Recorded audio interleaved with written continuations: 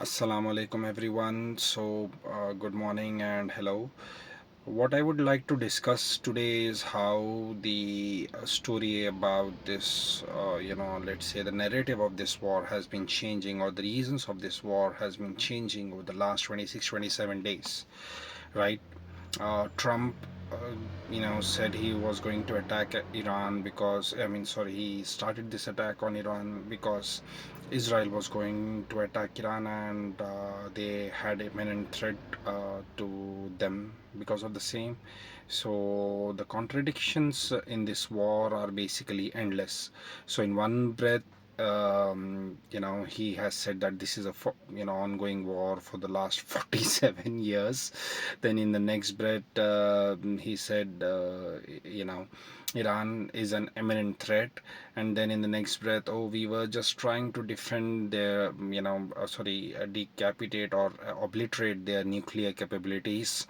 And then one person, or somebody from his administration, or Trump himself, I believe, said we started this war because we wanted to defang the Iranian regime.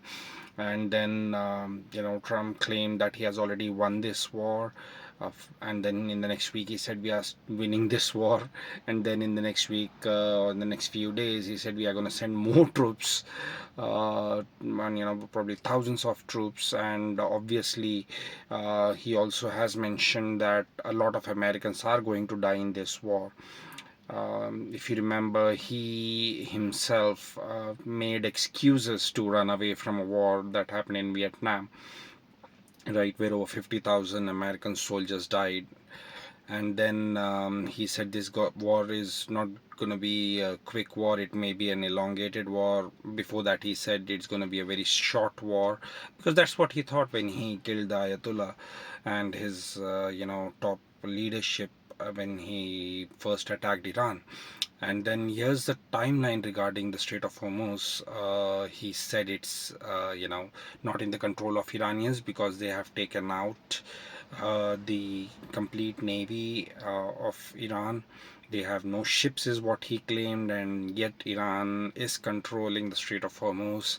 Then he said Iran should not stop, any ships.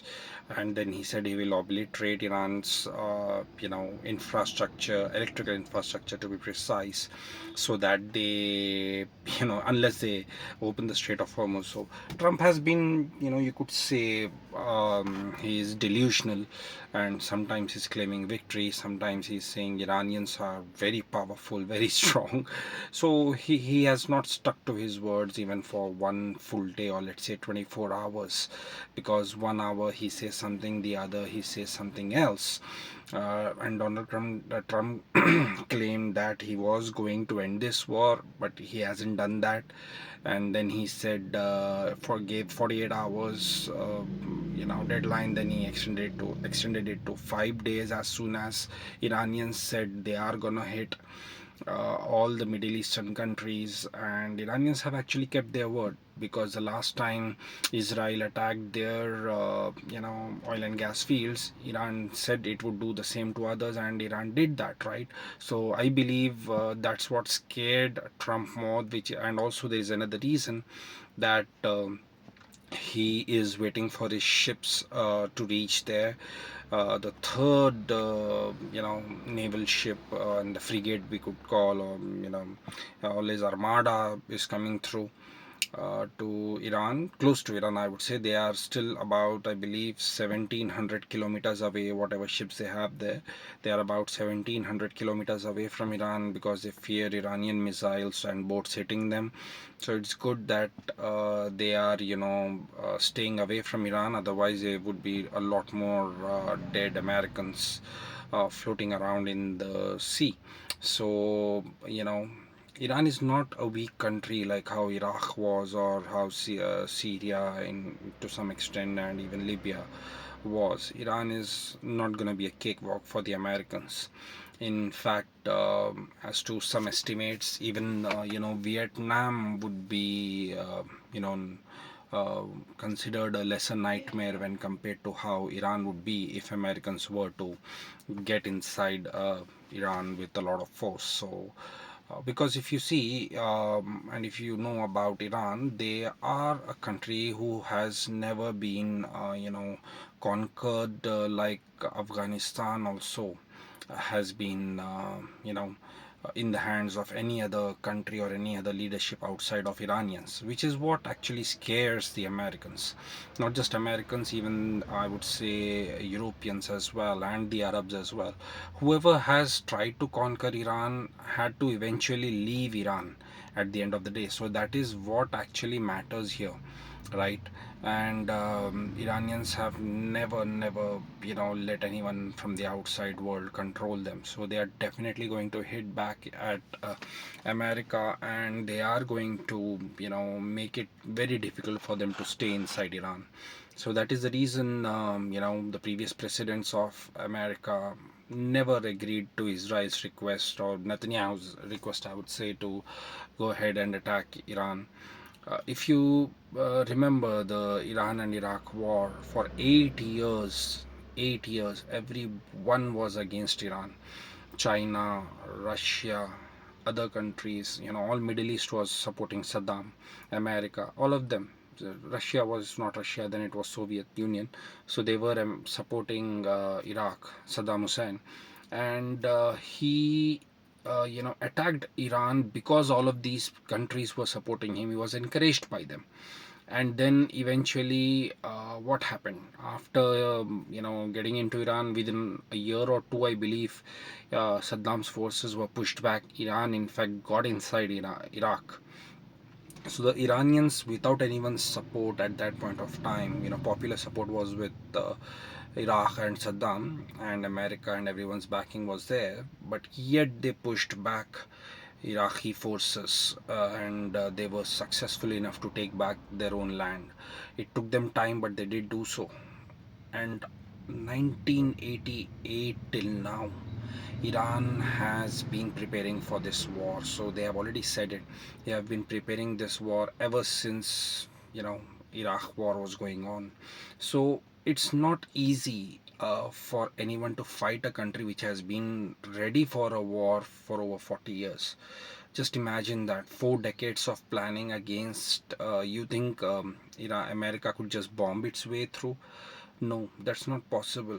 Vietnam would be an example where America, thought it would win easily, but it still could not. Right? It kept claiming that it has won the war. It even flew its general back to America to give a speech and say we are winning this war. But what happened in the end? Right? Their lies were exposed, that they were losing, and eventually they lost in Vietnam. So Iran has studied, like they said, they have studied every war America has gone into, and they are prepared for this on the longer run. So if any country thinks that Iran is gonna end soon, you're wrong.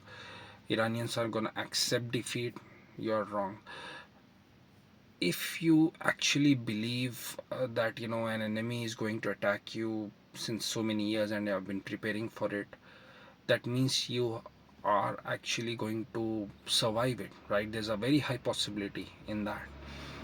The only way Americans can actually probably think that they have won this war is if they drop nukes, which is a possibility given how stupid or you know irrational Donald Trump is, and how irrational and stupid and bloodthirsty, I would say, Netanyahu is. So unless and until they do that, I doubt Iran would lose this war or accept a defeat, and in fact they'll keep fighting on. So if anybody believes that Iranians are being beaten up, dude, they have been getting these hits for a very long time. They have accepted these blows and shown patience in the past. Soleimani's death, martyrdom, Hassan Nasrallah's martyrdom, other leaders being martyred in their country. They have never given up. They have never accepted defeat. They showed patience, and then they showed strategic depth, which is the reason they have survived for so long. Because of all these sanctions as well being in place, any other country would have collapsed. How, these sanctions have been enforced on them and implemented. They are that's one country which has had a lot of sanctions, and yet it has survived for so long that it's not going to be easy to make them bow down. Right now, if you see in January, how you could if you could note, analyze those protests that happened in Iran, you would notice that Iran actually, it destroyed those protesters. Some would say Iran said 3,000 change, and some said 30,000 people have been killed, or even 50,000. Whatever that number might be, it's irrelevant, because right now, even after 26, 27 days of war, you are not hearing any protest happening in Iran. Why? Because the Iranians, majority of them are behind their country, behind their leadership, behind their forces, I would say, since their leadership is gone, and at least for a week it was gone right now. And even Ayatollah Mushtaba Khamenei has not come out in public or even on record on video, yet the Iranian people are behind their country and behind their forces to fight the aggressors of of those for those who are thinking that this will end soon. I don't think so, because Israel is bloodthirsty, Netanyahu is bloodthirsty. Does not want to stop wars, because he wants to take something to the next elections. He wants to take something, he wants to continue something which would uh, not allow the courts of Israel to prosecute him, because there are some cases going on against him. And Trump has jumped into the same bandwagon because of the Epstein files. He does not want people to discuss Epstein files, so which is why he has started this war for people to forget about Epstein files. But that's not going to happen. You see, because of this war right now, Trump, if you have noticed, he is looking for an off ramp.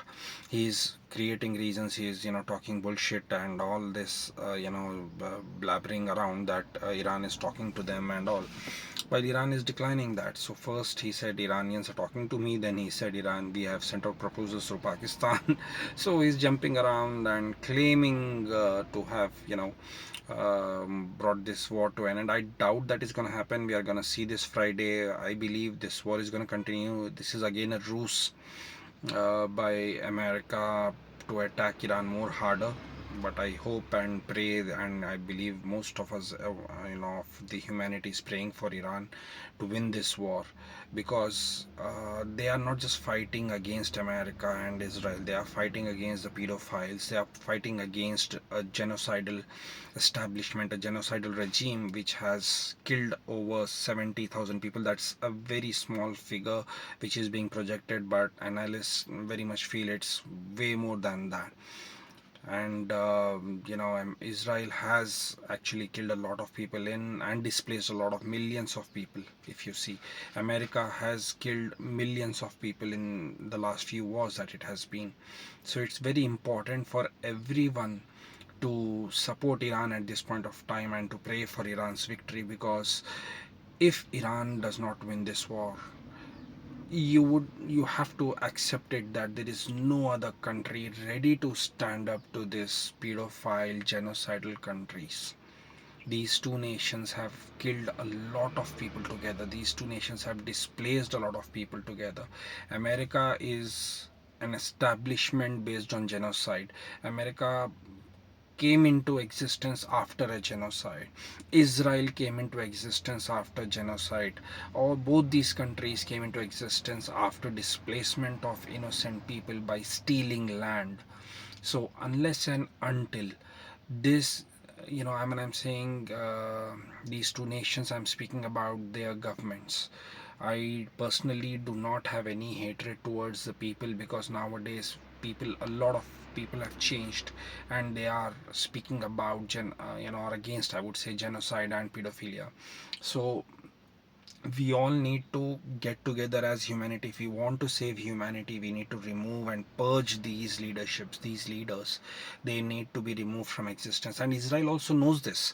If you look closely, Israel is being hated a lot by majority of the humanity. Out of 8 billion people that are into existence, at least 5 to 6 billion people hate Israel right now, and they are going to hate Americans and basically the American establishment because of their actions.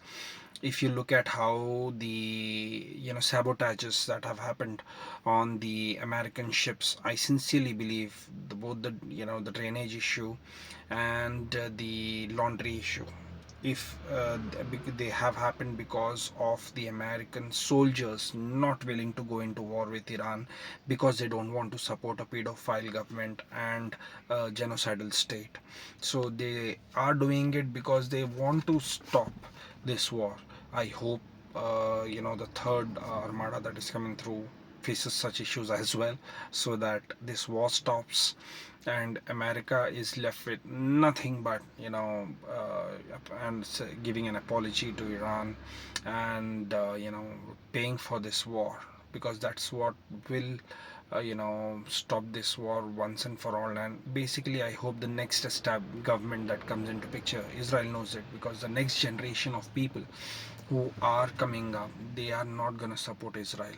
European countries are noticing this, the NATO nations are noticing it, others are also noticing it, and the people are against such genocidal and pedophile countries. So they don't want to fight others' wars, and this is what is going to happen after 10 or 15 years from now, if the world survives for that long, unless World War III starts. But if that does not happen, I sincerely feel that such leadership will end which wants war or which wants to support such genocide and pedophilia leaderships. So they will be gone, and no one will support Israel's Zionist expansion. So, which is why Netanyahu is going ahead and attacking so many countries at one time, and they have done so many false flag attacks across Middle East. So, I feel this is a war to end all wars for Iran. Meanwhile, for Israel, it is a war to start more wars and basically not have anyone standing against it. So if Iran loses, it's not going to be a loss for Iran or only Iran losing it. It's going to be humanity that is going to lose this war. So I hope everyone supports Iran and its forces and its supporters get that required backing that would help them win this war, because the Arab nations, they have sold their soul. They don't have that leadership quality to save humanity. Only Iran does at this point of time. European countries, well, except for Spain, nobody has shown a spine to speak against Israel and America's attack against Iran, an unprovoked war. So I hope things change for good, and people choose the best uh, for the humanity at the end of the day. That's what is important. Thank you.